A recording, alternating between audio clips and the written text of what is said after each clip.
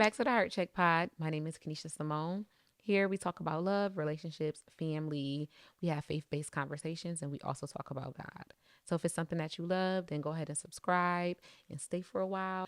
To all the people who are coming back and keep watching every week, thank you so much. I really appreciate it. Like the fact that I'm even doing this is crazy. So for y'all to keep coming back and wanting more is even more crazier. So I do want to thank everybody for watching this podcast because it's becoming a little thing. Like, like I got like new little lights and stuff. You know what I mean? I'm going to be opening a content studio soon. So I have like my own space for this podcast instead of my home because I am in my house. Like, it's about to be a little thing. Like, this podcast is growing and growing more and more each day. So I am thankful. I am grateful. And, I use this platform because it's God's platform. So I'm just a vessel. Today, we're going to be talking about prioritizing what's important in your life. And do you prioritize the things that are important in your life and what that looks like? Because something I've learned recently is that what you spend your time on, the things that you do, the things that you say, whatever you're full of is what you become. So with that being said, it's like I have to be more mindful about the things that I do, the things that I say, what I watch, what I listen to. Like all of these things are gates. Like you have eye gates, ear gates, your heart. Like I have to pay attention to all of those things that I do so that I can make sure that my life isn't projecting something that it's not. I don't want things to be done in secret and it not be projected in my life, you know? So those are some things that I've been learning lately and I want to talk about today. Projection is what you project out. It's like what's happening in the real world, like how people view you, what people think of you, whatever it is, it's how you're projected to the world. What you may post on social media, what you say to people, how you react to certain things is what you're projected to be. Most times, how you project yourself is the things that you are full of. So, like, if you have a lifestyle of like I don't know what to say. If you just turned up every week, if you outside all the time, like that's what you're projected to be. If you out gossiping all the time, if you're known to be the person who talks too much, if you know what I mean, all of those things is what you're projected to be. That's how people view you. That's how they see you. So as we get older, more often times we start to project something that we really don't want. So it's like if that's something that you want to change, or if there are good things that you want to project, then you have to go ahead and take those things that you're doing in secret that are good and bring them out, like show the fruit of it, let it bloom. Because sometimes I think that we kind of like hide off the good stuff and just show whatever's popular or whatever's like trending and do that. But we have really good parts about us that other people need to see, other people need to hear, things that, only you can speak to. But because we don't show it and because we don't give it off or we don't project it in our lives, people don't even know it exists.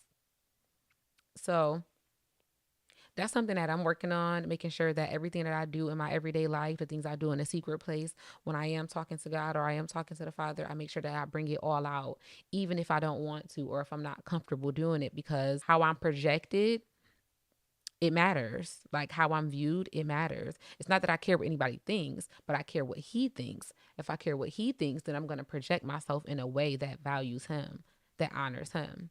You know what I mean? You following what I'm saying? So, one of the things that I think is very tough is distractions. Like, if you're a person that's easily distracted, you have to pay more attention to like patterns. So it's like every time that there's a big crucial moment in your life or something that you're supposed to be paying attention to, recognize the patterns. Like it's always that one person that calls you and needs help, or it's always that one person or that one thing that distracts you from doing what you're supposed to be doing at a crucial time in your life. Those patterns more than often are things that is there to distract you of maybe something good or something that you're supposed to be doing, like prioritizing maybe family time or your kids or just things that's important in your life. Those distractions have patterns, and those patterns more than likely come from something that hates you, that doesn't like you. You have to remember too that there is a darkness in this world. There is a evilness in this world, and that evil darkness is Satan, and what he does is he plays the long game. Like he'll sit and he'll wait for cracks in your life to distract you. I was in Bible study the other day with my sister-in-law and my husband, and things just kept popping up out of nowhere that kept happening to her at like very crucial times in her life. And I told her, like, it just sounds like a distraction, like you're being distracted. Like, you're submitting yourself to God more. You're doing Bible studies. You're becoming more intimate with Him. And every time you turn around, something's there to distract you and get you off that path. Like, pay attention to the patterns because it's happening. So I believe that you have to understand that the enemy hates you. He does not like you. He doesn't like anything about you. And he's willing to sit back and wait. Like, he'll let you live your life and think that you're doing your big one. And then he'll just jump in a crack. And then what he'll do is make everything that you thought was good turn it to negative, you know? And you'll start second guessing everything. You'll start second guessing what you're doing, second guessing what you're saying, second guessing how you live your life, what you spending your time on. You will start to say things like, maybe I should be paying more attention to this and not that. Or maybe I'm putting too much energy in this and not that. When the whole time you were on a straight, narrow path. And now you're just being led elsewhere. Another thing that I've been learning is like the spirit of influence. Like, there is an influence backing up a lot of the evilness in the world. So because of the influence, you see it everywhere. You see the influence every day when you walk down the street, when you pick up your phones, when you're on social media, when you're on your laptops, talking to your friends, whatever. There's an influence, but behind that influence, something is backing it. It's not always pure intentions, you know? And that influence is, like I said, that's the long game. Like, that's the long game. I'm going to keep influencing you guys to do X, Y, and Z. You don't want to go down that path that's not walked or talked about a lot. You know, and then sometimes people get so obsessed with influence that they sometimes compromise what was good about them. You see people compromise all the time. You see social media people compromise. You see Christians compromise. You see pastors compromise. You see people in the church compromise. Why? Because that spirit of influence settles in and it's like, well, maybe I should do this or that and more people will look at me. Or maybe I should say this or that. Or, you know, let's compromise the word a little bit, twist it to fit a narrative, and it brings more people in because it's that spirit of influence. So it's just, you know, trying to steer clear of that. It's hard. Like, it's hard. It's hard to steer clear of all these things that go on around you and to really prioritize the things that are very important. It's not an easy task. It's hard. God knows it's hard. But at those times, that's when He wants you to lean onto Him and sit back and, you know, give it to Him. Ask Him what to do. Ask Him, how should I proceed next? Because doing it all by yourself, if you use your hands to get it, you have to use your hands to hold it. Something like that. You have to hold it yourself. But if you give it to God and then He gives you the plans, then He's going to maintain the plans. So it's like, keep trying to do stuff yourself, you're going to have to hold it. And good luck with that. Because I know I can't hold nothing on my own. No way. No way. Ain't no way. You know what? And it's crazy because it be simple stuff that we do on a regular and you don't even realize it's leading you. So, like, for a lot of people, money leads people. Like, it's your push, it's your reason to get up every day. Sometimes people like, yeah, I gotta hop back on the money train. Like, you gotta get up and grind and get it. Like, it's leading your life. Everything is based off of money. So now you're just full of a life led by money. You get it? Like, things be leading us and we don't even be realizing it. And it could be things that are good, not always things that are negative. Like, sometimes I think that people lead with even things like self-care, like taking care of yourself. Sometimes it's like overanalyze, like they push it way, like it's get pushed way too much. Like, you overanalyze it. All you think is about self-care this, self-care that. I want to do this to make myself feel good. I got affirmations to make myself feel good, all these things. And now you're led by those things. But it's like you can only be led by two things. It's either or. So which spirit are you choosing to be led by?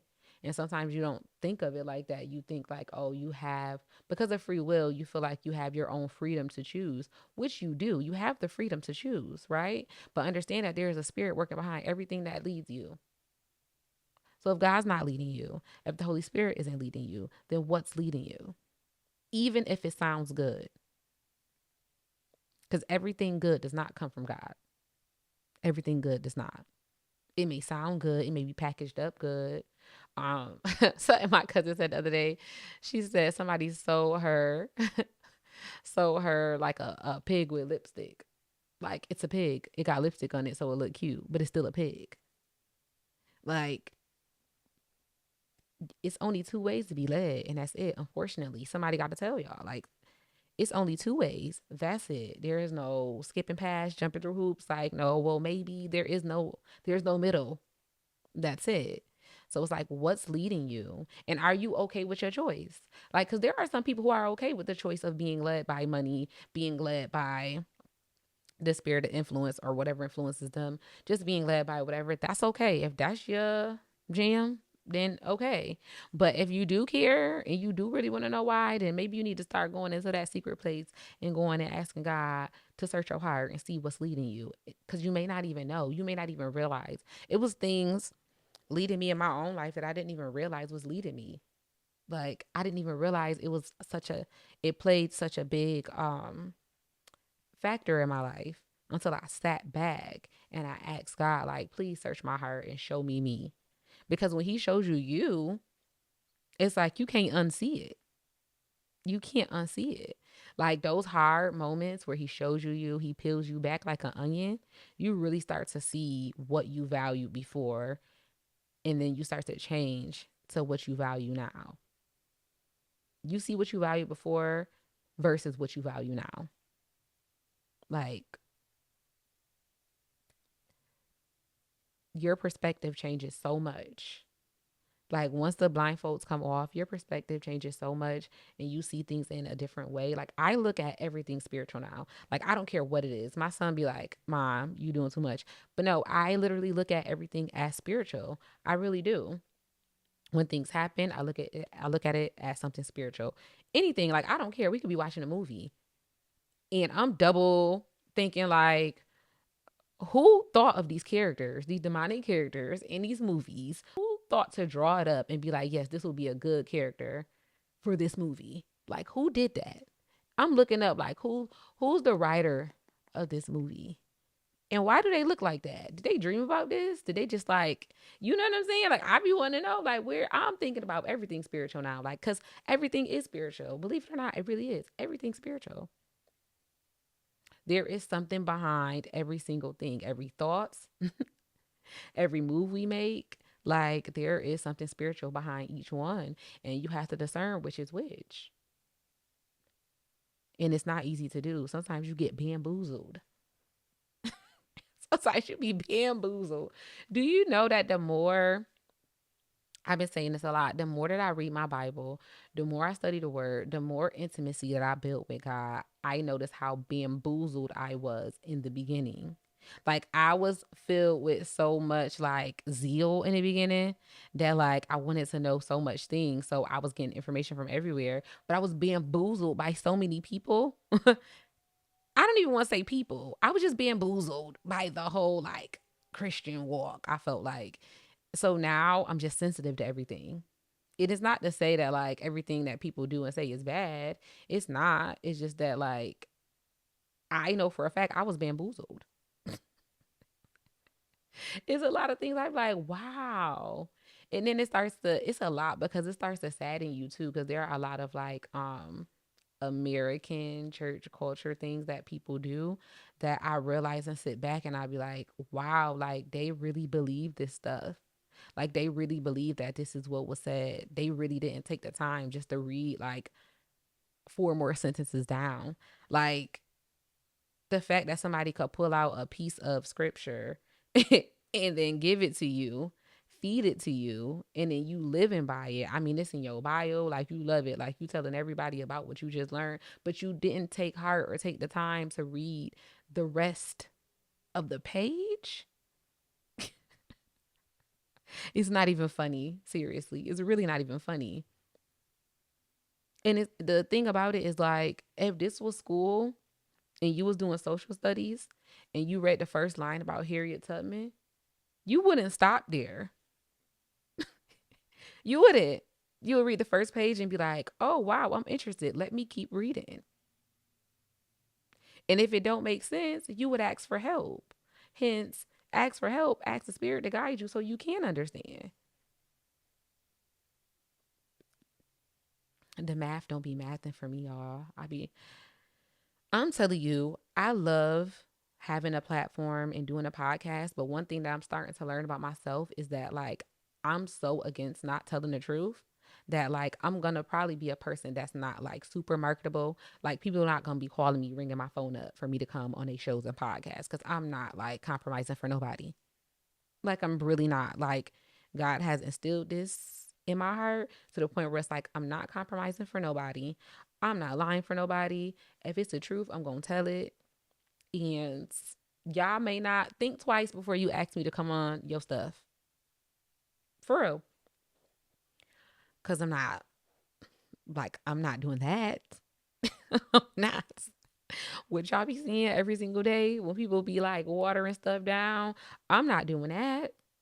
So it's been a little bit about myself too. It's been a good 2 years, I will say, that God has just been like very revealing for me, very intimate with me, taking his time with me, showing me things at times that I need to see it and blinding me in times when I don't need to see it.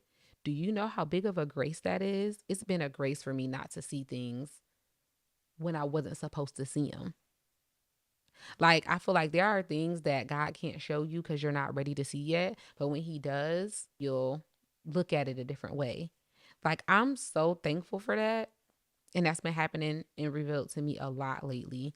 And I love that. And it just makes me love Him even more because it's like, wow, you truly are a father. That's something only a father would do. So, you know, as this journey keeps going, I'm just learning and growing more and more and more. And you start to learn stuff like the truth is very offensive. It's very offensive. Don't nobody really want to hear the truth.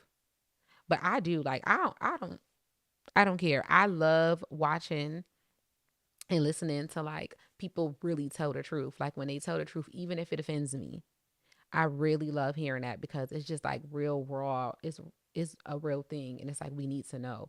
It's something that's not taught a lot, but when it is taught, it's very refreshing. So I hope that everybody experiences the gospel taught in a way that's very raw, very like not showboaty, just like, no, I'm telling you exactly what it says, what it is from the beginning to the end. Like, I hope that everybody gets to experience that because if you seek, you will find. So seek it. Don't seek like just the little feel good moments or the little, inspirational things. Like, look for the real stuff because a time is going to come where you have to choose. Is it still going to be like inspirational or is it going to be like real raw, like thus says the Lord type of vibe, you know?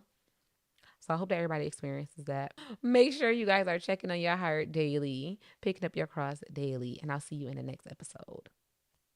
Bye.